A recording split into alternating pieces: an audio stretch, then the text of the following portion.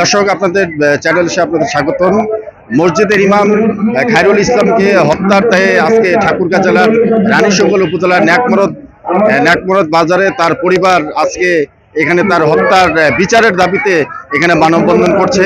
আপনারা ইতিমধ্যে লক্ষ্য করেছেন যে আমার পিছনে আপনারা দেখতে পাচ্ছেন যা তার পরিবার এবং এলাকাবাসী তার এই হত্যার দায়ে যারা তাকে হত্যা করেছে তাদের ফাঁসির দাবিতে, তাদের বিচারের দাবিতে এখানে তাদের পরিবার আজকে বিচারের দাবিতে এখানে মানববন্ধন করছেন।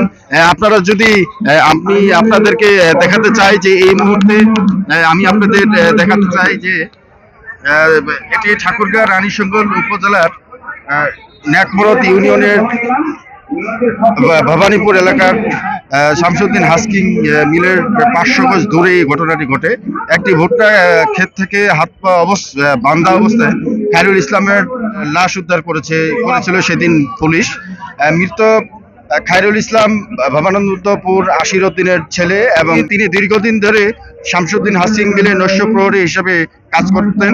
স্থানীয়দের মাধ্যমে আমরা যেটুকু জানতে পেরেছি যে গত শনিবার সকালে বাড়িতে না ফেরার কারণে পরিবারের লোকজন তাকে অনেক খোঁজাখুঁজি করে না পেয়ে জানতে পারে যে তারা জানতে পারে একটি ভুট্টা ক্ষেত থেকে তার লাশ উদ্ধার করে পুলিশ। পরে পরিবারের লোকজন ঘটনাস্থলে গিয়ে তার লাশ শনাক্ত করেন এবং পুলিশ সুরতহাল শেষে লাশের হাত পা বাঁধা ছিল এই অবস্থায় তাকে পেয়েছেন।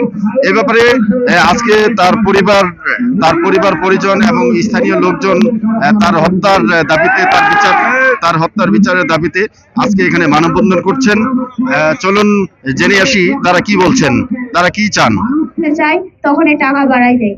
শামসুদ্দিনে মারছে, যদি শামসুদ্দিন না মারতো তাহলে ওই যে আমাদের কাছে আসতো যে বলতো আপু বা চাচি আপনার স্বামী বা আপনার বাবাকে কে মারছে, আমি তার ন্যায্য বিচার করব, আমার কিসের ভয়। কিন্তু সে আমাদের কাছে না আসে, পুলিশের কাছে যায়, টাকা দেয়, ওটা আমি নিশ্চিত যে পুলিশের কাছে সে ঘুষ দিচ্ছে। শামসুদ্দিনের বিচার চাই, আমরা শুধু সঠিক বিচার চাই। শামসুদ্দিন মারছে না কে মারছে, যার কাছে হোক, আমরা প্রশাসনের কাছে সঠিক বিচার চাই। আমার পুলিশের কাছে গেছি, পুলিশ কোনোদিন আমাদের কেয়ার করে না, পুলিশ টাকা খেয়ে চুপ করে আছে, সেজন্য আমরা এখানে দাঁড়াইছি। পুলিশ কোনোদিন আমাদের সাহায্য করেনি, সেজন্য আমরা এই রাস্তার মধ্যে দাঁড়াই। লোকের সাথে চলাফেরা করতো, ওই একটি লোকেরই মাল সামানা পাহারা দিত। তার মানে কি এটুকু পরিষ্কার না তার সম্বন্ধে কোনো খুবই গোপন কিছু তিনি জানতেন, যেটি ওই শামসুদ্দিনের গলার কাটা হয়ে দাঁড়িয়েছিল। রানীশঙ্কল উপজেলার ন্যাকমরদ বাজারে তার পরিবার আজকে এখানে তার হত্যার বিচারের দাবিতে এখানে মানববন্ধন করছে।